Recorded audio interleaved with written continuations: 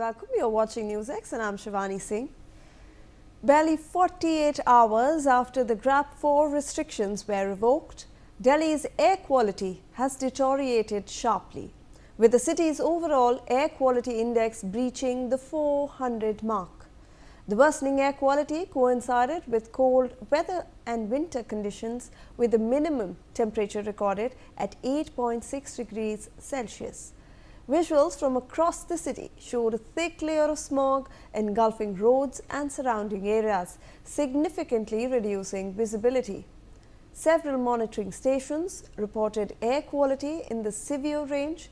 At 7 a.m., Anand Vihar recorded an AQI of 410, Bhavana at 404, Jahangirpuri at 417, Narela at 413, Rohini at 401, and Vivek Vihar locked the highest reading at 424.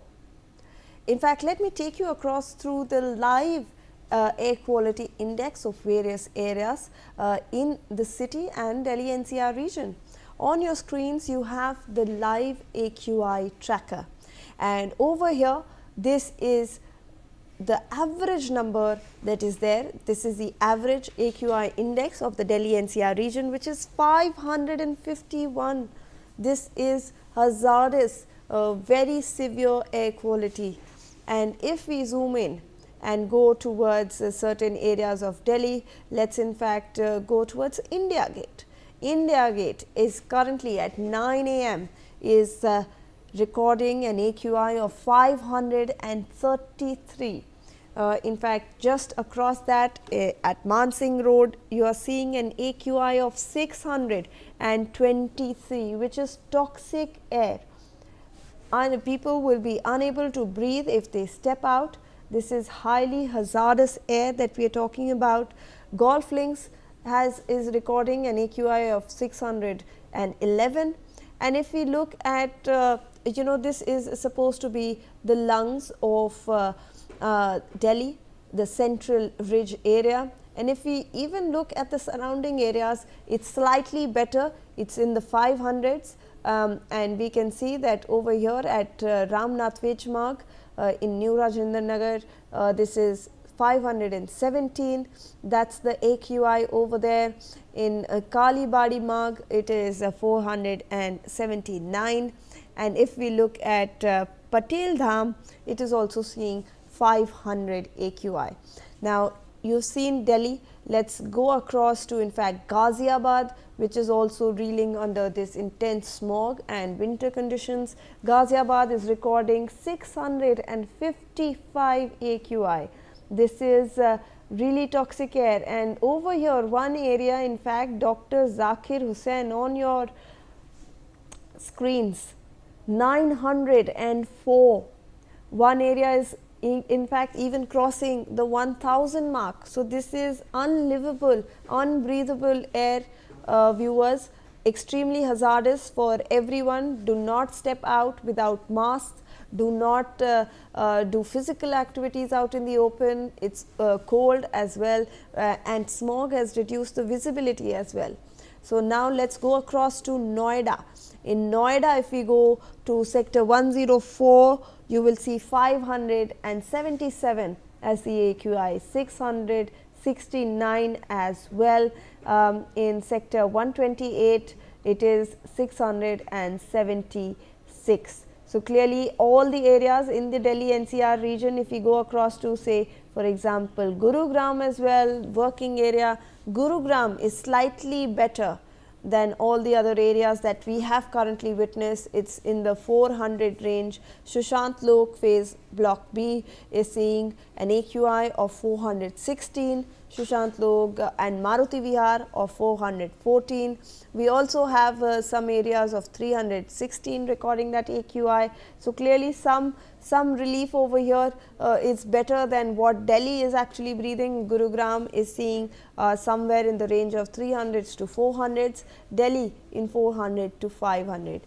Let me also go across now to the central Delhi CGO complex areas, which are also recording 551 AQI index. So clearly viewers, remember that 0 to 50 is the okay good quality to breathe, and beyond that it just keeps getting worse. It's poor air, severe air quality and really toxic and hazardous air quality going forward. So that's the air quality tracker that we got for you at 9 a.m. from various areas of the Delhi NCR region. Let me now take you across to various areas where our colleagues are on the ground, and they will get you what the situation is like. Bhavna Sisodia is joining us from ITO. Brian Thomas is joining us from the Indira Gandhi Stadium. Ali Khan from Noida and Anil Chaudhary from Ghaziabad. Let me first go across to Brian Thomas. Brian, take us through the details. What's the visibility like? Smog has reduced the visibility, we are getting to know, and the AQI index has obviously dipped further after GRAP 4 restrictions were revoked. Well, yes, if you talk about today, the situation looks bad. The air quality stands where we are, that is the IGA, near the IGA stadium. It is above 400, which is 425. Now the visibility is again a point of question. Again, what we would like to show you the visuals of this Central Secretariat building, which is again clearly not visible because of this dense fog, rather smog, which is engulfing the national capital, that is the IGI indoor stadium. And on the left hand side is the Central Secretariat, which is 500 to 600 meters away itself, the Delhi Secretariat rather, which is clearly not visible. What you see ahead is also some spray guns itself, which are there, and spraying vehicles that are there, that are again stationed here. That is clearly they've stationed it. There are 3 vehicles that are here that is not working as of now, and they stationed it here. And you can see, when you see these visuals, you get an understanding of the fact that this looks extremely dense. This looks as if a thick layer of smog has reached the very surface level, and it is extremely evident. Now people who are traveling from 4-wheelers, 2-wheelers, it is very mandate, and it is inevitable the fact that they will be facing major problems in the visibility issue. What you can see also the visuals of many vehicles passing here, since it's a busy road, this is a flyover.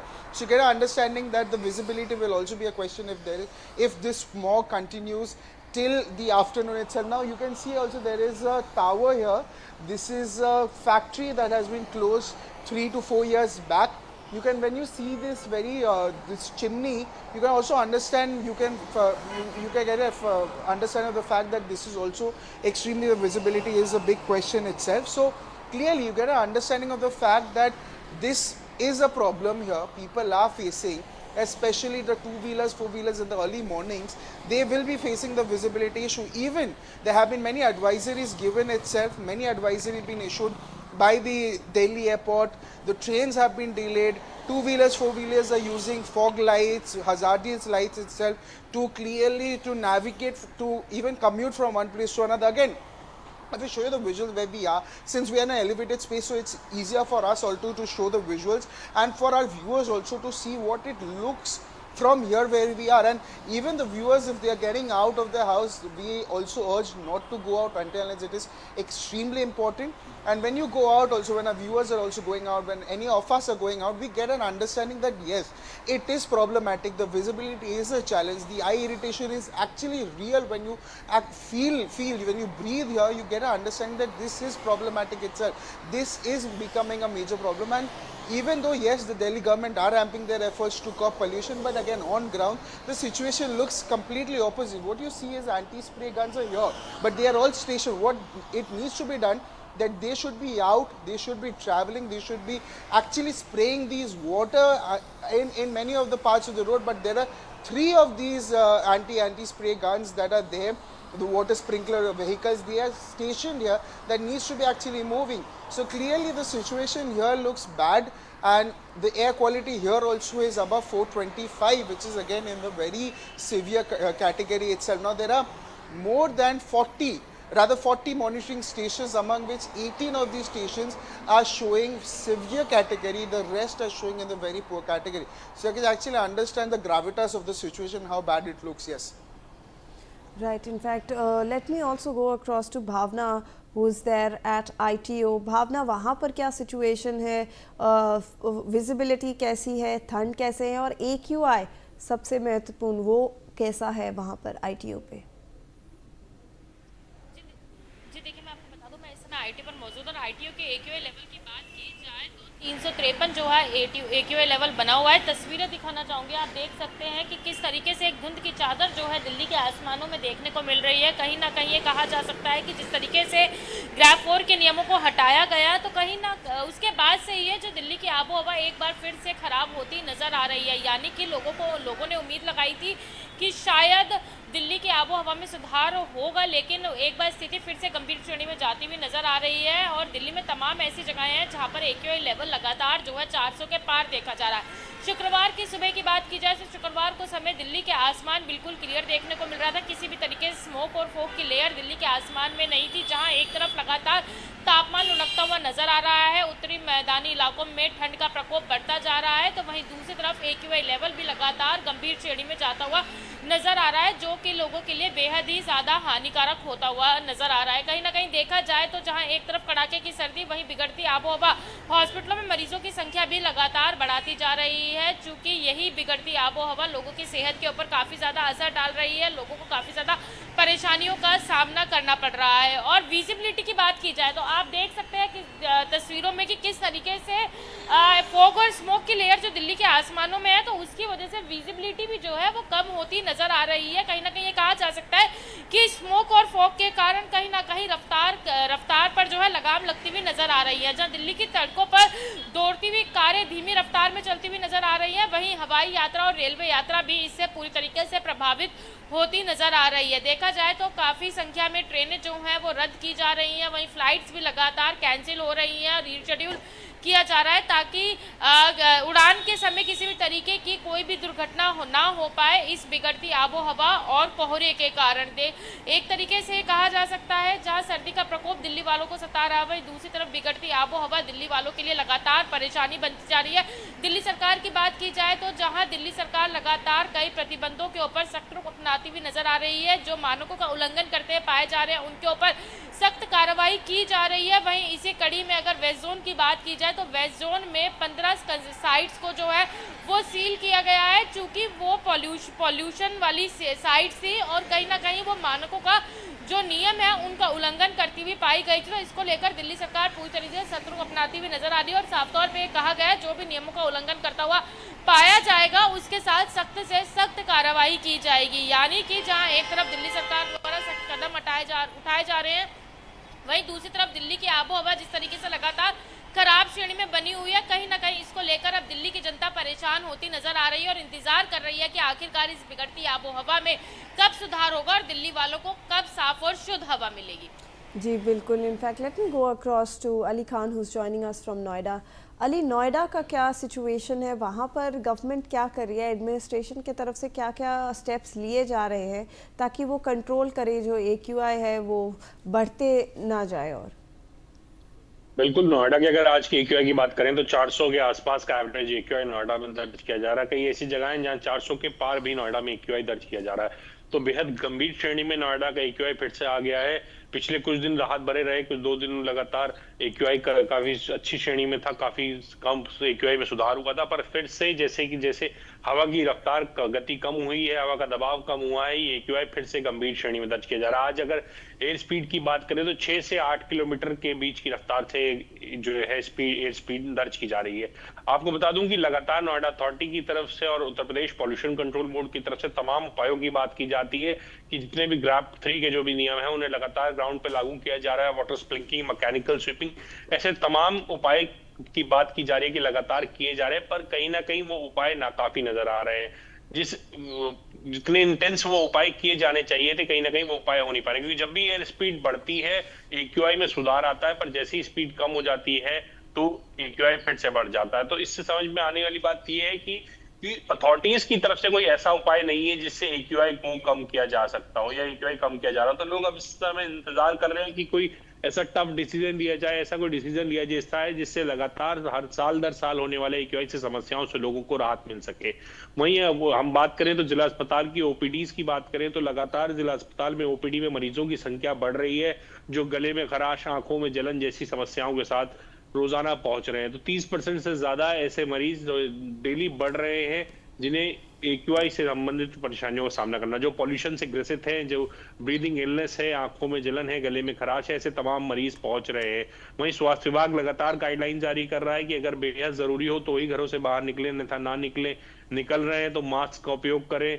जो pregnant महिलाएं हैं या जिन्हें breathing illness के issues हैं, वो लोग बिल्कुल घर से बाहर न निकले, अपने घरों में एयर प्योरीफायर का इस्तेमाल करें, N95 या उससे अच्छी क्वालिटी के मास्क का उपयोग करें। तो ऐसे तमाम गाइडलाइंस तो जारी की जा रही हैं और लोग उसका पालन करते हुए भी नजर आ रहे हैं, क्योंकि जैसे लगातार एक्यूआई में खराब स्थिति में पहुंच रहा है तो कहीं ना कहीं लोग भी अब मास्क का उपयोग करते हुए नजर आ रहे हैं। पर अभी भी एक्यूआई से राहत मिलने के कोई चांसेस नजर नहीं आ रहे, क्योंकि आने वाले दिनों में भी माना जा रहा है कि अभी एक्यूआई खराब स्थिति में ही रहने वाला है। तो लोगों को अभी भी घरों में कैद रहना होगा। वहीं जैसे जैसे न्यू ईयर का समय आ रहा है और ज्यादा पॉपुलेशन नोएडा, दिल्ली, एनसीआर से बाहर की तरफ मूव कर रही है, कि कुछ भी नहीं सही पर एटलीस्ट कम से कम अच्छे एक्यूआई में जहां पॉल्यूशन रहित हवा होगी, कम से कम सांस लेने को मिलेगी। तो ऐसी लगातार लोग कर रहे हैं। वहीं नोएडा अथॉरिटीज के जितने भी तमाम उपाय हैं वो कहीं ना कहीं नाकाफी नजर आ रहे हैं। 14 टीमों का गठन किया गया है, जिनका काम वो नोएडा में निगरानी करना है। जो तमाम ग्रैब के नियम है उन्हें निगरानी करना है, उन्हें लागू कराना है और लोगों को जागरूक करना है। पर कहीं ना कहीं वो टीमें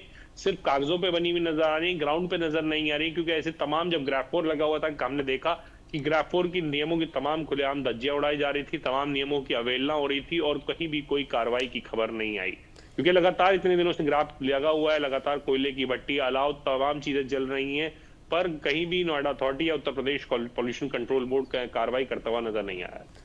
जी बिल्कुल। In fact let me also go across to Anil Chaudhary, जो कि हमें गाजियाबाद से ज्वाइन कर रहे हैं। अनिल, अभी हम जस्ट लाइव एक्यूआई ट्रैकर देख रहे थे, वहाँ पर गाजियाबाद में कोई एरियाज तो 600, 700, 800 तक पहुँच रहे थे। गाजियाबाद का क्या सिचुएशन है वहाँ पर, ज़रा हमें बताएं। शिवानी, वाकई आपने सही कहा। कुछ इलाके ऐसे हैं जो लगातार जो है वहां पर एयर की क्वालिटी बेहद खराब होती जा रही है। जैसे कि दिल्ली से सटा हुआ इलाका लोनी की अगर बात की जाए तो वहां पर 400 एयर क्वालिटी इंडेक्स दर्ज किया गया है। वसुंधरा की बात करें तो वसुंधरा में 380 एयर क्वालिटी इंडेक्स पहुंचा हुआ है। वहीं संजय नगर और इंदिरापुरम की बात की जाए तो वहां पर भी 350 के पार एयर क्वालिटी इंडेक्स बना हुआ है। तो वो दिन दूर नहीं है, एक बार फिर से ग्रैब 4 के नियम मुझे लगता है कि लागू करने आवश्यक हो जाएंगे, क्योंकि जिस तरीके से आसपास का वातावरण एक बार फिर बेहद खराब श्रेणी में पहुंच गया है। क्योंकि जैसे ही ग्रैब के नियम हटे तो तमाम पाबंदियां हटने के बाद जितनी भी रोक लगाई गई थी, चाहे वो कंस्ट्रक्शन साइट्स पर हो या कारखानों पर, कंपनियों पर, वो सब धड़ल्ले से चलने लगी। तो एक बार फिर से जो है बेहद गंभीर श्रेणी में दिल्ली एनसीआर पहुंच गया है। अब लोगों का दम घुटने लगा है।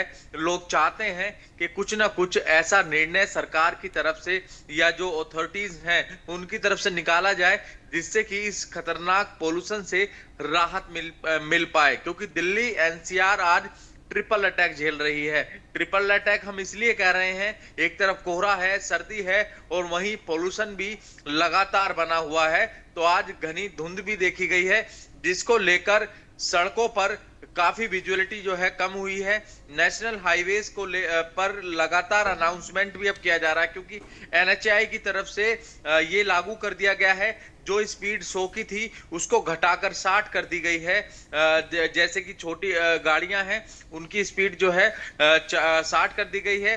जो ट्रक वगैरह हैं, जो भारी वाहन हैं, उनकी स्पीड 40 कर दी गई है, जो 80 से घटाकर 40। ये इसीलिए किया गया है क्योंकि दूरदर्शिता बेहद कम हुई है, इसीलिए तमाम कदम उठाए जा रहे हैं। वहीं ब्लैक स्पॉट भी चिन्हित कर लिए गए हैं हाईवे पर। वहां पर एक एम्बुलेंस और फायर सेफ्टी की जो यंत्र हैं वो वहां पर मौजूद रहेंगे। फायर के जो अधिकारी हैं वो वहां पर मौजूद रहेंगे और मेडिकल की टीम भी अब हाईवे पर तैनात की गई है। और लगातार अनाउंसमेंट किया जा रहा है। घना धुंध के चलते जो है लोगों को अवेयर करने का काम अब गाजियाबाद पुलिस, ट्रैफिक पुलिस और साथ ही जो NHAI के अधिकारी हैं उनकी तरफ से किया जा रहा है कि पोल्यूशन बहुत ज्यादा है, कोहरा ज्यादा है, दोनों का मिश्रण मिलने के बाद लोगों को दिखने में बड़ी प्रॉब्लम हो रही है और लोगों को सांस लेने में भी अब लगातार एक बार फिर से दिक्कत होने लगी है, जिसको लेकर गाजियाबाद स्वास्थ्य विभाग की तरफ से भी एडवाइजरी जारी की है। ये कहा जा रहा है जरूरी काम हो तो ही निकलें बाहर, अन्यथा घर पर रहें, निकल रहे हैं तो मास्क का इस्तेमाल जरूर कर लें, क्योंकि अस्पतालों में मरीजों की संख्या एक बार फिर से बढ़ने लगी है। कुछ दिन की राहत जरूर रही, उसके बाद एक बार फिर पोल्यूशन का स्तर 400 के पार बना हुआ है, जो कि बेहद खराब श्रेणी में आता है। तो लोग अब चाह रहे हैं कुछ ना कुछ ऐसा ठोस कदम उठाया जाए। हालांकि तमाम अधिकारियों की तरफ से दावे किए जा रहे हैं, अधिकारियों की तरफ से कहा जा रहा है 24 घंटे जो है उनकी तरफ से जो है पानी का छिड़काव सड़कों पर किया जा रहा है। हालांकि कुछ सड़कों पर जरूर छिड़काव दिखाई दे रहा है नगर निगम की तरफ से, पर कुछ सड़क अभी भी ऐसी हैं जहां पर धूल उड़ रही है, पोल्यूशन फैल रहा है, लोग बेहद परेशान हैं। ऐसी तमाम फैक्ट्रियां और कंपनियां भी धड़ल्ले से चल रही हैं, उन पर कोई नकेल उस तरीके की नहीं कसी गई है जिस तरीके से प्लानिंग की गई थी, जिस तरीके से प्रेस ब्रीफ जो है अधिकारियों की तरफ से किया गया था, उस तरीके का ग्राउंड पर कोई भी काम अधिकारियों की तरफ से नहीं दिखा है जिससे कि पोल्यूशन कंट्रोल हो सके। जी धन्यवाद. I want to thank all my colleagues who's joined us on the broadcast to provide us with those ground updates. Bhavna, Brian, Anil and Ali. We are shifting focus now.